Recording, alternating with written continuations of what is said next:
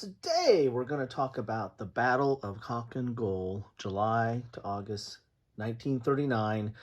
This is the latest release from Princeps Games, which is still on Kickstarter. So I'll put a link to the Kickstarter in the description down below, and also put a link to my earlier unboxing. This is a prototype game. This is not the final production of the game. I think some of the elements might be pretty close, but this is not final. In fact, for my version, they sent me rules to print out, and then they sent a backup rules, which I put in this little folder here to print out, which the second set of rules was to explain the air combat, which was somewhat different than their previous release.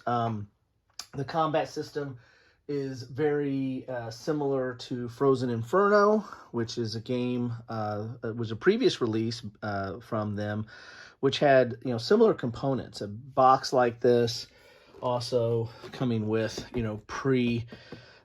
built-in storage units. These little trays here, which are excellent. Really like these storage trays that come with this.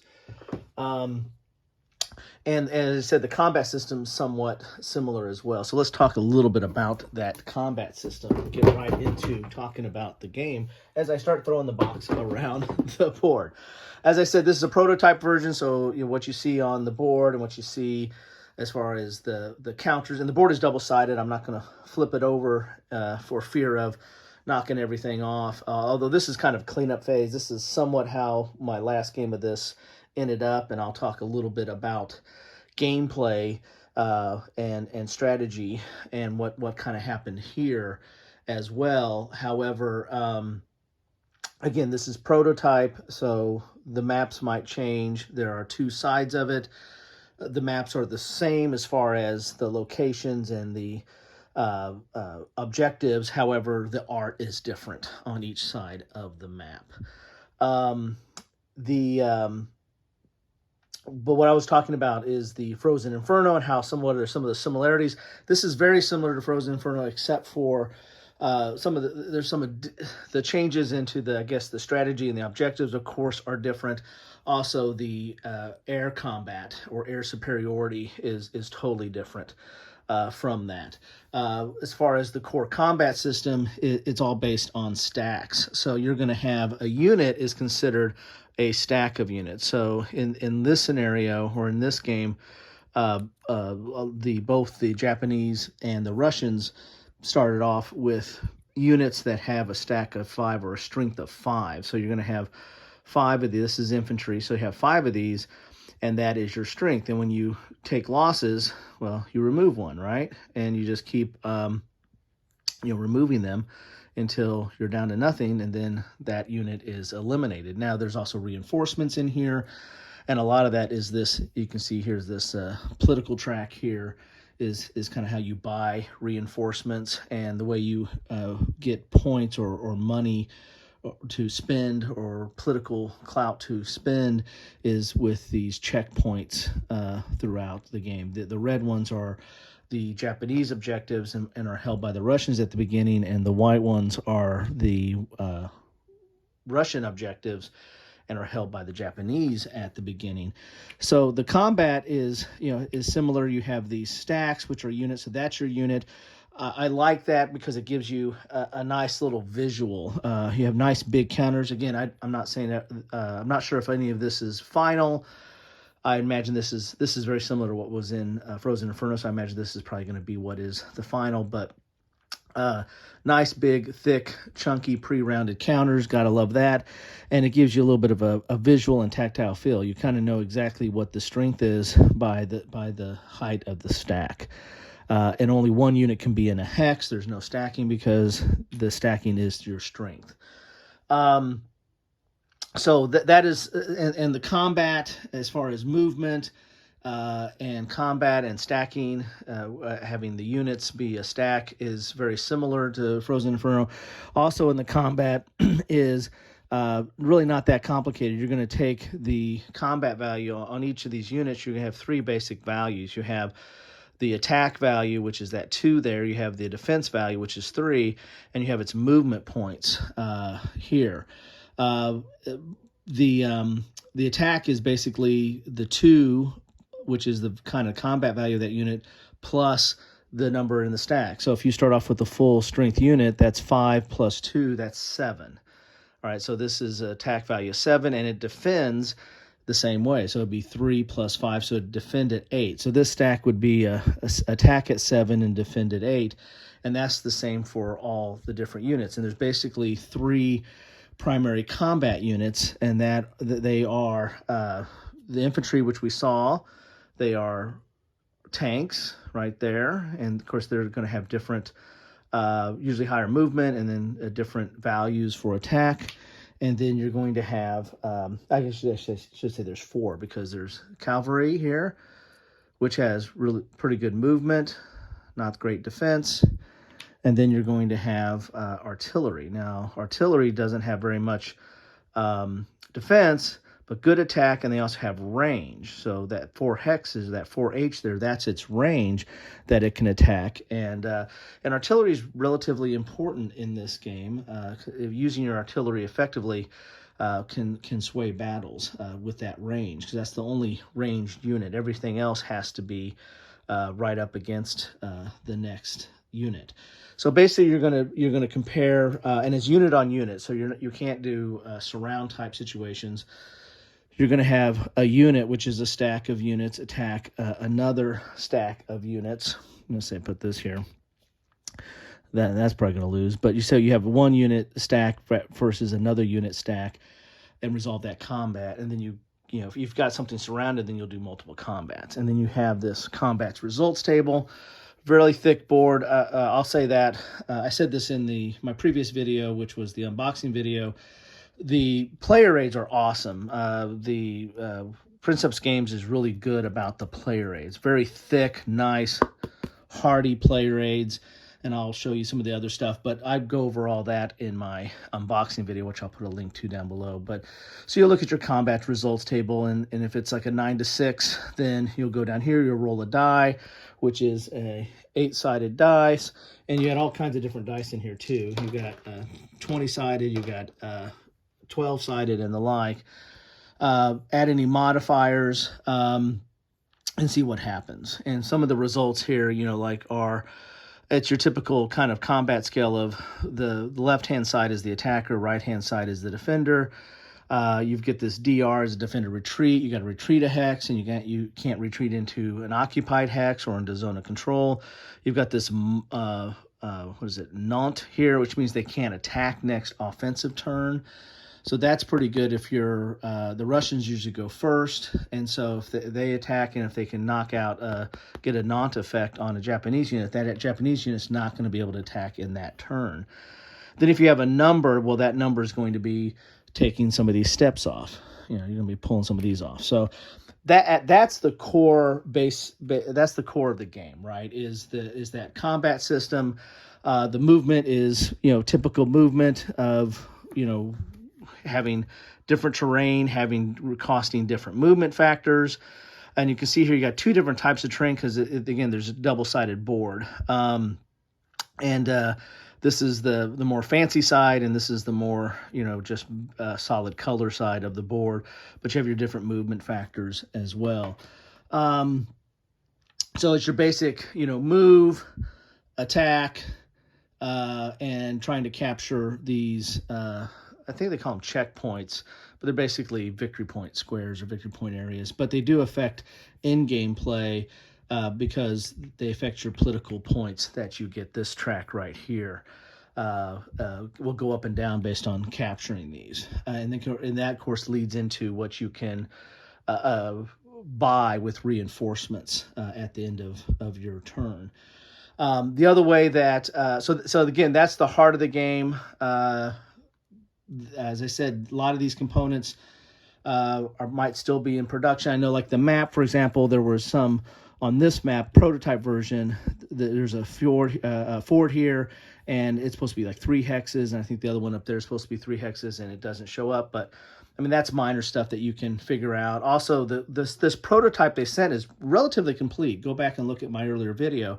There's a lot of stuff in there. There's a few things like markers and stuff to keep track of on like airbase strength and stuff like that. In bridges, there was no bridge counters, but that will be in the final production. So I had some blanks that poked out or part of the counter sheets that came here, and I used those for bridges. You can build a couple of bridges during the game.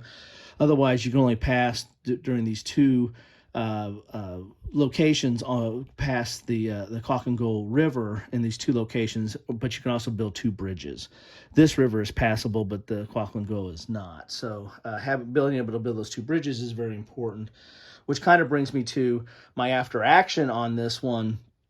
The way you win this game is taking over these checkpoints and having controlled those by end of the game, but the quick victory is for the Japanese is taking over Tamsak Bulak. I know I'm probably mispronouncing that, but capturing that and holding it, the Japanese win, or Namenhan for the Russians, which happened in the game I just played. You can't see it there. I'm pointing to it, but you can't see it. There it is, way up there. So right there. So the Russians got a long way to go, because the Russians all start up on this side of the Khalkin Gol, and the Japanese start up on this side. So there's kind of this rush to these two locations here. As you can see, way up there is another fjord. Fjord. We're in Norway. I'm thinking of Frozen. Anyway, in this game, that the Russians were able to get to the Namenhan before the end of the game and control it. I think you have to hold it for like a turn, and that's the quick way to win the game.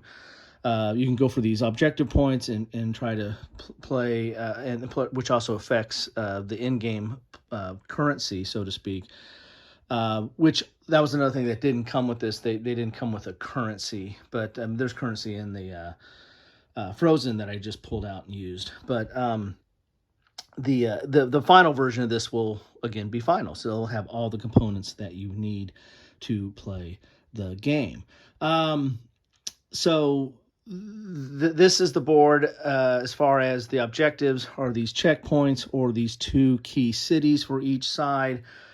The river is the main barrier here, and getting across that, there's a couple of choke points. However, you can build two bridges, and that's how the game plays out. And that combat system is really the core heart of the combat system. So what about the rest of the game that takes effect? Well, there's a lot more to the game, as you can see here. And that's one thing I want to say here. It's a little bit of a table hog. Those are nice mounted boards, again, double-sided. All the player aids are that really thick, nice, almost mounted type player aids. However, they take up quite a bit of space, even when you get over. I mean, I have like the weather chart over here. You've got airbase strength, your kind of espionage board for each Japanese and for the Russians. And then you have this general chart here, which gives you the turn sequence for play, and also unit costs when you're buying reinforcements. But you also have like the list abbreviation, the train cost, train attack modifiers, which that's another thing that affects combat. I left that out. Not only do you have that combat system that I mentioned, but you also, the train can affect it as well. And then unit characteristics tells you a little bit about that. So, but the unit characteristics are on the counters themselves. But once you lay all this stuff out, it takes up quite a bit of space. And you also have these cards here. These are optional. These are air attack cards that you can play during the game. Then you also have your generals. There's a set of 9 generals for each side, and you get to pick 3 of them, as long as they don't, like their ability right here, like this is their ability for. I better set this up so it doesn't fall down here. So this one has a 2 in artillery, 3 in infantry, and 4 in tank. So as long as that doesn't add up over 9, you pick 3, and you have to pick 1 in each category, tanks, infantry, and artillery. And basically what that ability is, there's a unit that you'll mark, and I use the, I don't know if I see one on here, but I use the, there's a special unit that has a little bit of a badge on it. Here, I'll pull one up right here. So like this right here, I use this one to mark this unit has this commander in it. So when this unit dies, then this commander is going to be gone. But basically what that means is he can't roll, this unit cannot roll lower than 3. So if it can roll over 3, but if it rolls like a 1 or 2, then it gets an automatic 3, which is kind of a nice little effect. And that's how all the leaders work. So like that tank leader there can't roll under 4. So that's a, again, nice effect there. And I think we all have seen that guy before. But that's only for that one unit, which is that stack of counters. Let's go back to here. Let's go back to the air. So the generals are a nice little effect. The two things that I found not as, I don't know, it didn't add as much to the game. I like the combat. I like the way the game plays. I like the different strategies that you have on the map, as you can see there. The deception and espionage stuff, you're using political points for that, and that's okay. It adds some more gameplay to it adds some more decisions to the game. However, the results didn't seem to be as substantial. Is given the complexity. I mean, there's some interesting things and interesting gameplay there, but it didn't really feel like it moved the needle a whole lot.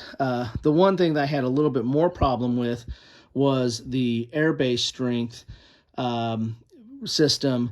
Then this is different than Frozen Inferno. Frozen Inferno, I think, had more of a straightforward air combat type system. This is very abstracted. You're going to have this airbase strength here, which this is going to tell you how many aircraft you can have. You're going to keep track of your aircraft. And again, these are stuff that I just added because I think the final version will have stuff to keep track of this stuff. But this is the number of fighters you have, and this is the number of bombers you have, and you can't exceed whatever your airbase strength. So like this is at 5, then you can't exceed 25 on airbase strength. And the way you take out airbase strength is you're going to be doing attacks, and you got anti-aircraft that can protect it, or anti-aircraft can also protect your supply lines as well. You're going to have to make an allotment there. But this is the dice. This is the air combat chart. That's different than this combat chart. This is just for air combat. And it's a relatively complicated system. In fact, the first rules that came out really didn't, the first version of the rules that came out to some of the playtesters, or not the playtesters, but the content providers that were looking at the prototype, really didn't flesh it out. So that's why they came up with this second book, which really does a decent job of fleshing it out. I mean, I understand it, but there's a lot to it. And I just don't know if the complexity is worth the result. I don't know if the juice is worth the squeeze, so to speak, because one of the things that you do with this is that if the first thing you do is check for air superiority, and that's playing these cards here. These are cards like 1 to 9, numbered cards that you're going to play. And once you use them, they're gone, but each side plays them, and then they're going to cross-reference it with what their base ability is plus fighters, base strength plus fighters. And you're going to get a number, but that number might be different in some of the earlier rounds. And then you're going to add this number in there, and then whoever's the highest gets a +1 modifier. It gets option. It gets option. It gets a +1 modifier in ground combat, or it gets to attack someone else's base. You can bomb someone's bases, and that's how you can mess up the strength. And you can also take out their political points that they have, kind of their currency. You can take that away out of their hand, which reduces what they can buy for reinforcements. So there is a definite effect here. I'm not saying that this is totally meaningless. There is an effect, and the way they've simulated it is also interesting as well. but there's a lot to it. Given that the combat system is relatively simple and straightforward and visual, you can see the stacks. This takes a lot. I mean, this in fact, I think the combat system is like 2 pages, maybe, in the whole rules. And again, and that this is just formatted in the printout. It's not final, right? Final format.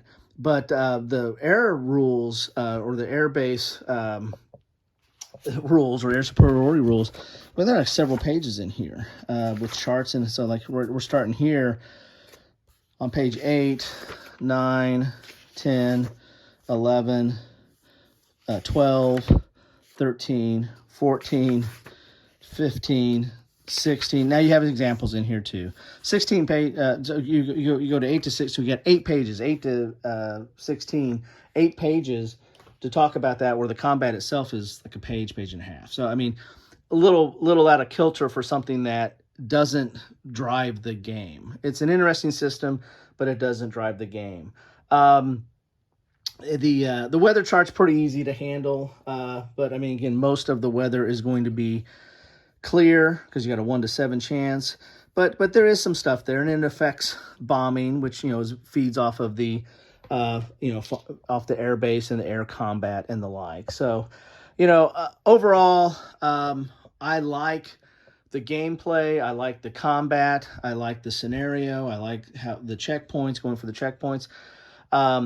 I like the cards with the generals, but the air combat system, I don't hate it. It's just it just didn't feel like it was worth the effort sometimes. And the espionage, kind of fits into that as well. But that's not as complex, and that's a relatively simple thing to kind of keep track of. It's just that their combat felt a little clunky. It felt like it was a lot of effort to get a little bit of effect, and made a relatively streamlined and straightforward combat game maybe unduly complex. But again, that's my opinion. You might, as I said, and once this gets formatted into the rule book and gets played out, it's going to be easier to understand and look at and figure out. So, I might change my mind when the final version comes out and do the air superiority or the air combat. I might have a totally different feel for it. But and it might be more important the more you play it. I mean, I've only got a handful of games of this in. I wanted to get a few games in before I started talking about it before the Kickstarter. And the first game, we didn't use it as much as because it was we didn't understand it because I didn't have the redo rules yet. But then a couple times I played it since then, we still maybe were a little hesitant about it. So we're not tapping, the unlocking all the golden treasure that is in this system. Again, it's not a bad system. It's an abstract system, but it just felt like a lot for a little. I like what's out here a lot better. And I also like the production quality of this. I mean, as you can see, with the player aids and the counters are top notch. And the board, I mean, again, this isn't the final, but the boards are mounted. So all from a component standpoint, this is a top shelf. I mean, there's not very many people that are going to have, not very many publishers are going to have the same level of quality. The scenario and gameplay, this is a scenario that interests me. This is an area that a region of the world where my wife was born. So this is a battle that's not simulated heavily. There's a few out there. So the topic and the combat, the overall combat and strategy, I think is fine too. It's interesting, it's engaging, and it's subject to multiple plays. It's just that one aspect, some of the chrome that was added on, I don't know if I can possibly do without. Anyway, that's what I have for you today. Love to know your thoughts. Again, check out the Kickstarter. It's going to have probably more detail in that than I can ever do and give it better justice. And I think there's a whole video out there on YouTube on how to do the air superiority, all this stuff down here. And that probably does it much better justice than what I talked about. I think this is fine, and it's a decent system. it just felt a little bit much for me. Anyway, thanks all, and I hope you're having a good one. Take care.